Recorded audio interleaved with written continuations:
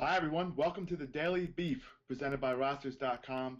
Use your promo code CURVE for an instant $20 bonus on your initial deposit. I'm Josh Kalachi, as always, here each week with my co-host Adam Pfeiffer, and today we're talking about quarterbacks. We're going to discuss a quick positional review of last week, week two, our top three at the position, what the hell's going on with Aaron Rodgers, and then we're going to talk about the sleepers at the position. So, without further ado, let's get right into it. At quarterbacks last week, looking at the winning lineups, cash games, and the GPPs as well, if you didn't have Cam Newton at the top, it was an uphill battle. That's for sure. One thing we saw with him is in that big spread, like Adam and I talked about last week, he did succeed. So props to you for Adam and nailing that. He was one of those guys that had the top point finishing score on the week on DraftKings and many other sites as well. So it was one of those things. We learned that Cam Newton succeeded in a high spread, like the numbers backed up. Also, real quick, Matt Ryan with another great game. He has two back-to-back top 5 weeks at quarterback, so we learned a lot last week at quarterback for sure. This week, though, getting right into it. Week 3 quarterbacks, our top 3. Adam, why don't you start? Yeah, so at the top, I'm really into Andrew Luck this week. Obviously, last week was a rough game, and many expected it to be, and it was. Denver's defense is the best in the NFL. Luck didn't have a lot of time to throw, all that, but we saw when he has a good matchup what he can do in week 1, 385 passing yards, 4 touchdowns against the Lions. And, now you have a home matchup against the Chargers who, destroyed Jacksonville, but they're still a weak defense in terms of what they're capable of doing outside of Jason Verrett, and really that's it. Luck is a guy that I like targeting because he's just throwing the ball so much because the Colts defense is so bad. He's got 87 pass attempts through 2 weeks, and dating back to the start of last season, nobody's averaging more pass attempts per game than Andrew Luck's 43. So obviously, if the Chargers put up points, and they're very capable of doing that against the Colts' banged-up defense, then Luck should be throwing a good amount per usual. So far, the Colts have trailed on 83% of their plays, so he's going to be throwing the ball a lot. It's a good matchup against the Chargers, coughing up 324 passing yards per game, the 4th most in the league. Colts have an implied team total of 27.5. So I think even without Dante Moncrief in the lineup, I think things are shaking up really well for Andrew Luck to be, possibly the number 1 quarterback in terms of fantasy points. Well, Adam, right off the bat, we have a beef. We're definitely beefing about this. I don't necessarily hate Luck's prospects, but hear me out. This is why I don't think I can use him this week. You talked about Dante Moncrief being out 4 to 6 weeks. He's going to be missing time with that shoulder injury. We know Jason Verrett's going to be on T.Y. Hilton. So that means Luck's going to be throwing to Philip Dorsett and Dwayne Allen, who are talented players in their own right, but they are not number 1 or number 2 options in passing offenses. Now, you talked about earlier last week, Luck struggled against Denver. That's one thing. It's one of the best defenses we've seen in a long time. In a good matchup, he had succeeded, but for me, I just don't think I can do that with that O-line, how it struggles, with the weapons, how he struggles. And honestly, at his price, for just $300 more, you can use Drew Brees for those of you playing the full slates or on other sites where you can use that Monday night game. Or even $300 less, you can use Big Ben, who you know is going to throw a lot. And, of course, there's other quarterbacks we're going to talk about as well. So this is our first beef of the week. Beef of the week, rather. Jeez, that's a tough one to say. But, yeah, I just don't think I can use Andrew Luck at that price personally. I just can't see myself doing it. Yeah, I will say though, it'll be interesting to see what T.Y. Hilton does because prior to the Moncrief injury, he's been lining up in the slot around 60% of the time. So obviously that changes things with Moncrief not being there, and they don't really have anybody else to kind of play outside. So it's a good point with Verrett. He's clearly established himself as somebody we want to try to avoid. But I just think with the way the linebackers are for San Diego, they're all so bad in coverage that Dwayne Allen can have a fine game. If T.Y. Hilton's in the slot, he's going to roast them. And then Dorsett is capable as well of this total, this game, the team total. So I'm on Andrew Luck this week, so we'll see what happens. Well, my top guy this week is the guy on that Monday night game, Drew Brees. I know it sounds chalky, but at this point, you just really cannot avoid him if you're playing on a slate that has this Monday night game. It's rare for me to pay up a quarterback like this, but this week is one of those exceptions. At home in Drew Brees' career, he's averaging 289 yards and 2.4 touchdowns per game. That's very good.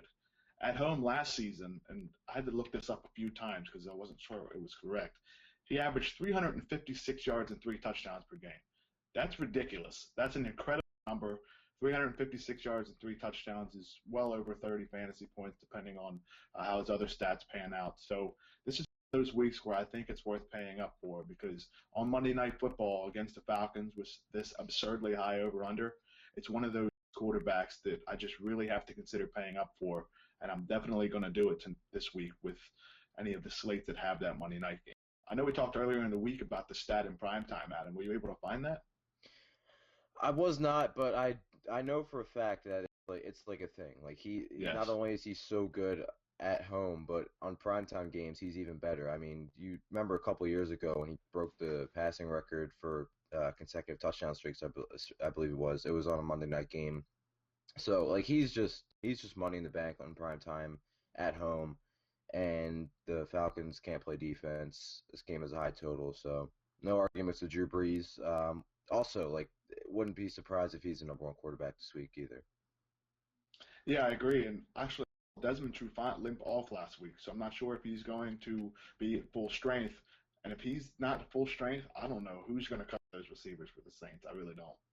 Yeah, and Willie Snead has been outstanding, and he's been in the slot a lot, and the Falcons don't have anybody to match him there. So Brees should be in a good spot. Another guy I think's in a good spot is my second quarterback, and seems like I've been talking about this guy every week, but Marcus Mariota continues to be in good spots. Had a decent matchup last week. Got off to a really slow start, which was kind of scaring me a little bit, but then got going in the second half, hit Delaney Walker for a big touchdown, and then had the game-winning touchdown to Andre Johnson. And, again, this is a guy I've been touting all offseason, so it's no surprise I'm going to be interested in the regular season. The Raiders' defense is just really, really bad. I mean, according to Pro Football Reference, they're the first team since 1967 to allow 500 total yards of offense in each of their first two games. They're just getting roasted. 400 passing yards per game, 7 total passing touchdowns. We just saw Matt Ryan torch them on the road. Um, and they really struggled to defend the middle of the field. You saw what Atlanta's tight ends did against this unit last week, where Jacob Tamme and Austin Hooper combined for nearly 200 yards of offense. And you have the Titans where, according to Pro Football Focus, 20 of Mariota's 25 attempts last week came across the middle of the field. So with Delaney Walker and Tajay Sharp running those routes in the middle of the field, those intermediate routes, I think that could really cause some issues for the Raiders and help Mariota's numbers out. I love Delaney Walker in this game, so if I think Walker's going to go off, Mariota should be in a good spot as well. And Mariota quietly 230 passing yards and 2 touchdowns in both games so far this season. So again, Mariota still too cheap. He's only 5,900. His price actually went down from last week on DraftKings. Gives you a little bit of rushing upside. I'm all aboard Mariota once again this week. It's a good point on Mariota, and I was looking at the premium RotoCurve quarterback rankings. He's number 2 this week. And like you said, with that price, 5,900, he's between two guys that have a price of well over $1,500 more. So that's an excellent way to approach that. He's very cheap. He has one of the top matchups on the week. And like you said, he's been successful. It's not like he's been one of these guys that we're just looking at as a cheap guy to maybe boom or bust. He's been good, even against the Vikings defense in week 1. Although he struggled with some turnovers, he still scored a lot of fantasy points, and that's what we're looking for. Yeah, for sure. My number 2 quarterback this week, I hate to go back to that game because it's not necessarily on the main slates, but a lot of sites opened up the Monday night slate as well, so there are a ton of contests to use this game. Matt Ryan, I talked about him last week, and he was one of the better quarterbacks to perform. He's throwing touchdowns now. Adam and I talked earlier this week, maybe is it a fluke, is it not? Either way, he's scoring fantasy points. And he's against this Saints defense that does not have anyone that can cover Julio Jones. Anyone at all. It's just not going to work. Delvin Burrow is out, and even when he played last year, Julio had well over 100 or 250 yards in 2 games. So far this year, Matt Ryan had 730 yards and 5 touchdowns in 2 games, which is incredible. He leads the NFL in fantasy points per passing attempt, which is another premium tool you can over at rotocurve.com. That means he's been efficient. He's getting the volume. He's going to see the volume in this game in a high-scoring affair.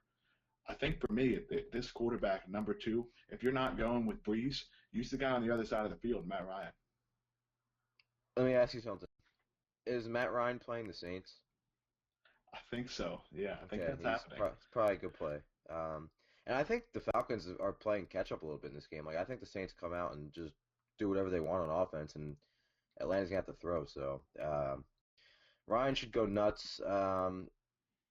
as long as Julio's fine, which he always seems to be fine, and then plays or 3.5 quarters and limps off. But an 80% Julio should still be good enough to help Matt Ryan's prospects in this game. So Matt Ryan should go nuts. My last quarterback, not in as juicy of a game, but he's in a pretty juicy spot. And that's Ryan Hill, another really cheap guy. He's 6,200 on DraftKings. Had a nice come from behind garbage time stat line against the Patriots last week, but I really think he has a safe floor this week.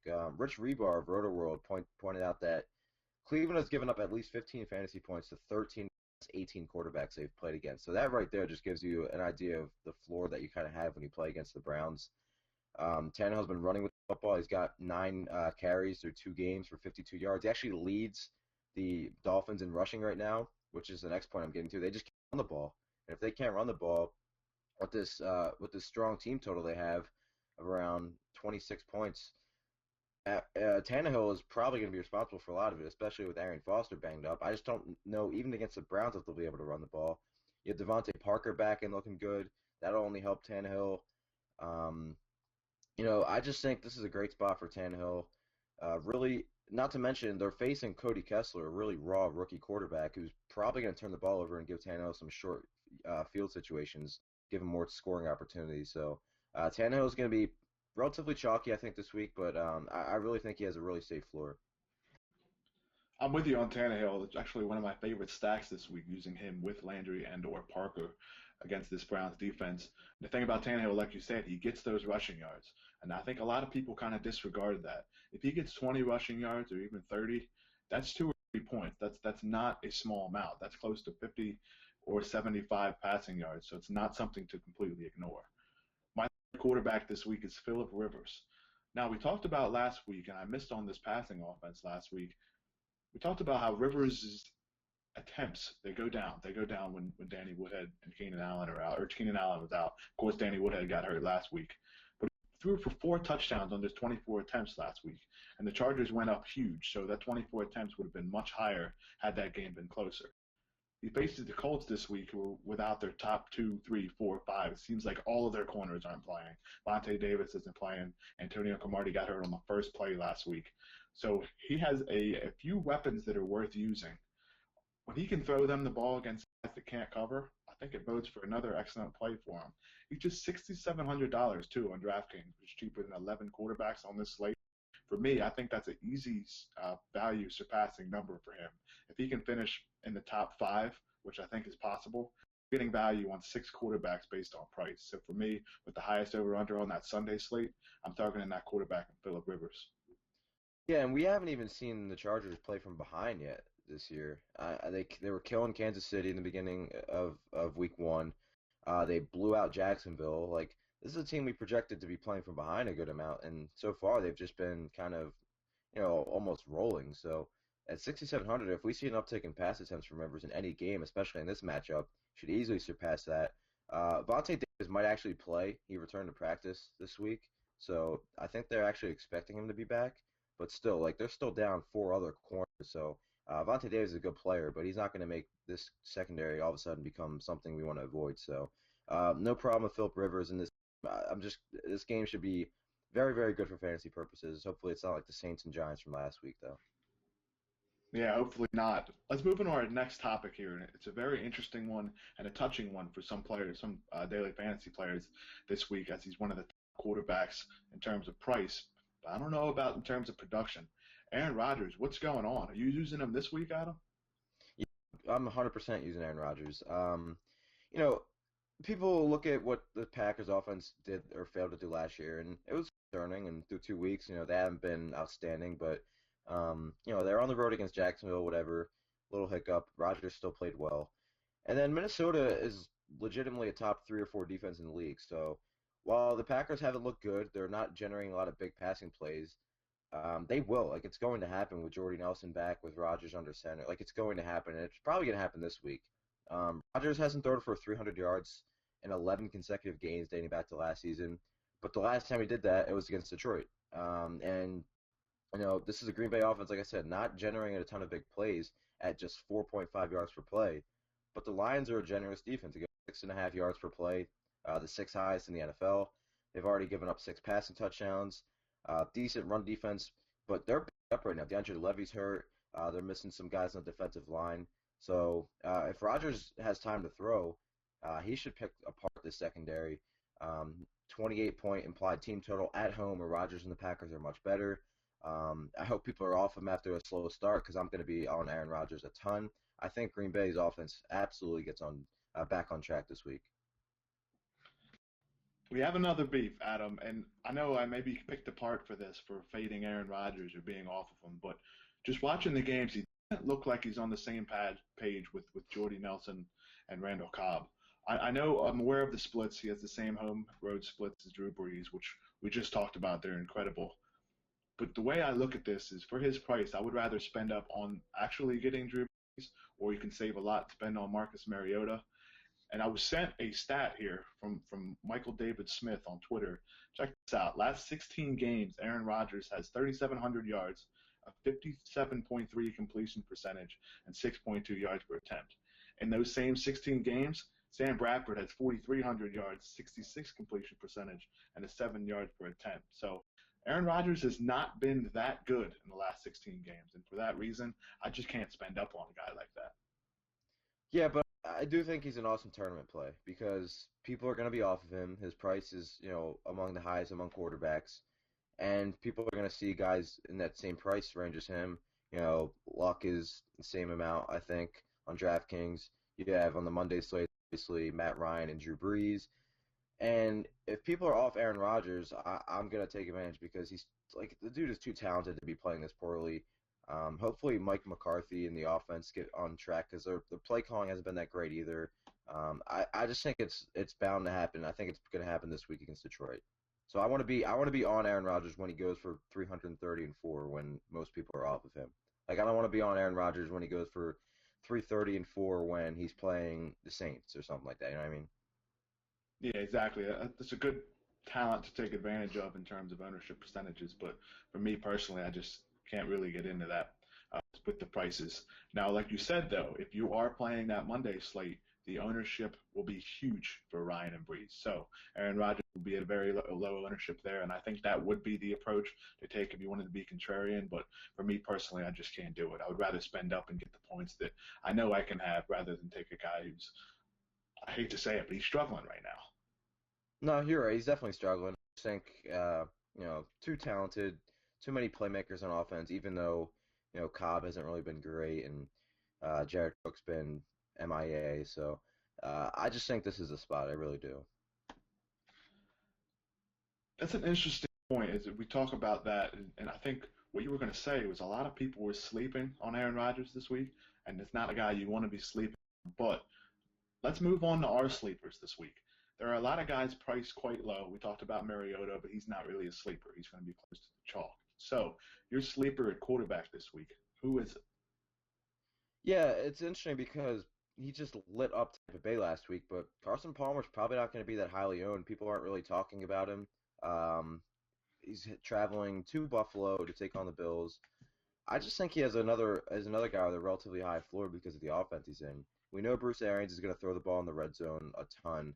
Um, Palmer's top 3 in red zone passing attempts this season, and we saw that Buffalo's secondary has been just lit up, and that was against a team similar to Arizona where they have a pass catching running back and they have 3 wide receivers they use. So, an Arizona offense that throws the ball down the field a ton with Bruce Arians, only Blake Bortles had more 20-yard attempts than Palmer last season, and Palmer led the league in 40-yard attempts. They're going to take shots down the field. It's going to happen. And again, we saw what the Bills secondary looked like against Fitzpatrick on deep passes, a guy who's not known for going downfield. The Jets were 15 of 19 for 420 yards on passes, 15 yards or more against the Bills last Thursday night. Palmer way better in that regard. Offense is way better in that regard. So with the weapons he has, I think Palmer has a relatively safe floor, and I don't think many people are going to be on him. And I think the Bills keep this game close enough to where Palmer's not sitting on it with Chris Johnson and David Johnson and company. It's a good point you make about Palmer and that offense. Ever since Bruce Arians has been in the NFL, even back when he was a coordinator in Pittsburgh, it's always been max protect, throw the ball down the field. He'll keep a tight end to block in passing plays. He'll keep at least six guys, including that tight end, and usually a running back will chip and then leak. So that's what he's doing. He's going to have 7 guys back. He's going to have 3 guys down the field. And he's going to try to find those open guys. Like you said, in the red zone, he still does that. We talked about earlier this week that he threw the ball on 1st and goal, 2nd and goal, and 3rd and goal from inside the 5-yard line. So you know they're going to try to get passing touchdowns. Now, for me, at sleeper this week, Adam, get ready for this. Samuel Jacob Bradford from Oklahoma City, Oklahoma. This guy, $5,300 on DraftKings. For me, I just have to take a look at that either way. Now, I dug a little bit deeper into it. He's facing Carolina. Everybody goes, that Carolina defense. No, can't do it. Well, they have rookie cornerbacks. They have rookie cornerbacks everywhere. You're going to see Stephon Diggs line up on a rookie cornerback, maybe Charles Johnson on a rookie cornerback. So I think this is a time for Bradford to really start to improve his prospects in Minnesota as a passing option in fantasy. Last week, we saw what happened. He looked good. And it kind of hurts me to say as an Eagles fan, it was the best I've seen him play in a long time. But what happened. And he did look good. He has Stephon Diggs. He has a lot of prospects to throw. Adrian Peterson is now out for a while, so we know they're not going to run the ball between the tackles, especially against that defensive front. I think the way that this sets up with the matchup and the game flow, this could be one of these games where he throws the ball 4 times. At 5,300 on DraftKings, and you know you're going to get him an under 3% owned, that's going to be something I definitely target. We know we're all on Diggs this week. What about the guy throwing to him, Sam Bradford? Yeah, I never really honestly thought about Bradford too much until I realized his price was so cheap. 5,300 for a starting quarterback that isn't, Cody Kessler or someone like that is pretty interesting because Bradford did look amazing on Sunday night. Probably you could make the case that was his best game ever as a pro. Probably. He was pressured on, I believe, 48% of his dropbacks, which is a little concerning. The offensive line is so bad, which is probably the only reason I won't have a lot of Bradford. That Carolina pass rush at home. But, the volume argument is pretty interesting because this is going to be a situation where we see Minnesota kind of shift to a more pass-oriented team. So I'm not sure if I'm going to go Bradford too much, but, see the argument a little bit. Just probably not somewhere I want to go because we've seen Bradford be good and we've seen him be pretty bad. So. But again, at 5,300, you're not really investing too much or risking too much. Yeah, that is the scary part. You could see 170 yards, a touchdown, and 2 picks, or you could see a big score of over 300 yards and maybe 2 touchdowns.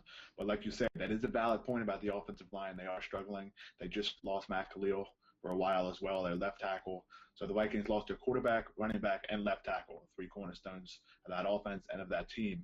So it will be interesting. But 5,300, I'm going to have to take a shot.